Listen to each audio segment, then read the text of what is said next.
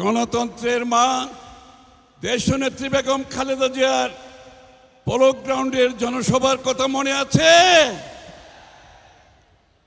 আবার আজকে আমরা দেখছি সমস্ত চট্টগ্রামের মানুষ, বিশাল জনসভা নয়, এই মাঠের বাইরে আমরা যতটুকু পথ এসেছি জনগণ ছাড়া আর কেউ ছিল না, খালি মানুষ আর মানুষ।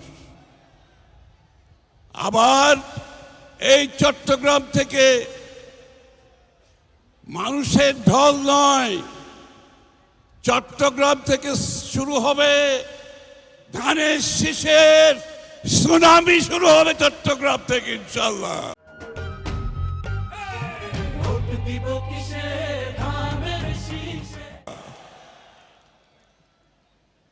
এই চট্টগ্রাম থেকে শহীদ প্রেসিডেন্ট জিয়াউর রহমান স্বাধীনতার ঘোষণা দিয়েছিলেন। চট্টগ্রামের মানুষের হৃদয়ে শহীদ জিয়া, বেগম খালেদা জিয়া আর এখন গণতন্ত্রের টর্চ বেয়ারার তারেক রহমানের নেতৃত্বে আগামী দিনের ধানের শীষের যে জোয়ার এসেছে, এই জোয়ারে ইনশাআল্লাহ সমস্ত চট্টগ্রামের আমাদের যতগুলো আসন আছে আমরা সবগুলি থেকে জয়ী হব ইনশাআল্লাহ আগামী নির্বাচনে। বিএনপি এবং গণতন্ত্র মুদ্রার এপিঠ আর ওপিঠ। শহীদ প্রেসিডেন্ট জিয়াউর রহমান সাহেব বাকশাল থেকে বহুদলীয় গণতন্ত্র প্রবর্তন করেছিলেন। দেশনেত্রী বেগম খালেদা জিয়া স্বৈর শাসক এর বিরুদ্ধে শুরু থেকে শেষ পর্যন্ত আন্দোলন করে বাংলাদেশে সংসদীয় গণতন্ত্র প্রবর্তন করেছেন।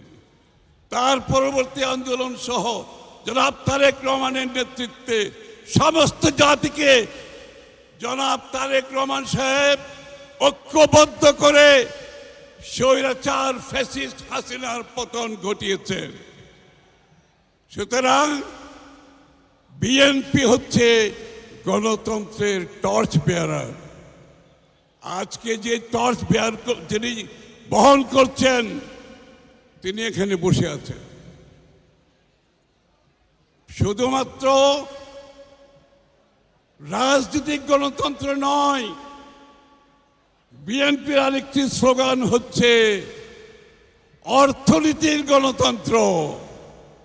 অর্থাৎ বাংলাদেশের আগামীর উন্নয়ন, বাংলাদেশের আগামী দিনের রাজনৈতিক অর্থনৈতিক কর্মসূচি প্রত্যেকটি বাংলাদেশের মানুষ যাতে রাজনীতিতে ভোটের মাধ্যমে যেভাবে অংশগ্রহণ করে, আগামীতে ইনশাআল্লাহ বাংলাদেশের প্রতিটি মানুষ, প্রতিটি নাগরিক অর্থনীতিতে অংশগ্রহণ করতে পারবে ইনশাআল্লাহ। অর্থনীতির সুফল, এই অর্থনীতির সুফল বাংলাদেশের মানুষের প্রতিটি ঘরে ঘরে পৌঁছে যাবে ইনশাআল্লাহ আগামীতে। যুবক, তরুণ, কৃষক, শ্রমিক, পেশাজীবী, মহিলা, পুরুষ সর্বস্তরের মানুষের কাছে গণতন্ত্রের স্বাদ যেভাবে পৌঁছে দেবে বিএনপি, অর্থনীতির স্বাদ পৌঁছে দেবে। চট্টগ্রামকে অনেকে বলে বাণিজ্যিক রাজধানী। বাণিজ্যিক রাজধানী খালি বক্তৃতা দিলে হবে না, আমাদের চট্টগ্রামকে এমনভাবে অর্থনৈতিক কর্মকাণ্ডে আমরা নিয়ে যাব ইনশাআল্লাহ আগামী দিনে।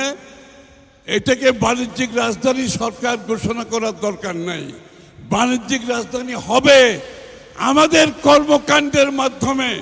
চট্টগ্রাম আগামী দিনে বাণিজ্যিক রাজধানী হবে, এটা কোনো ঘোষণার দরকার নাই। চট্টগ্রামের যে সম্ভাবনা আছে সেই সম্ভাবনাকে পরিপূর্ণভাবে আমরা কাজে লাগিয়ে চট্টগ্রামকে একটি অর্থনৈতিক হাব হিসেবে পরিচিত হবে। এই হাব, এই অর্থনৈতিক জোন, ইকোনমিক জোন, এই হাব শুধু বাংলাদেশের জন্য হবে না, এই হাব হবে পুরো এই অঞ্চলের জন্য।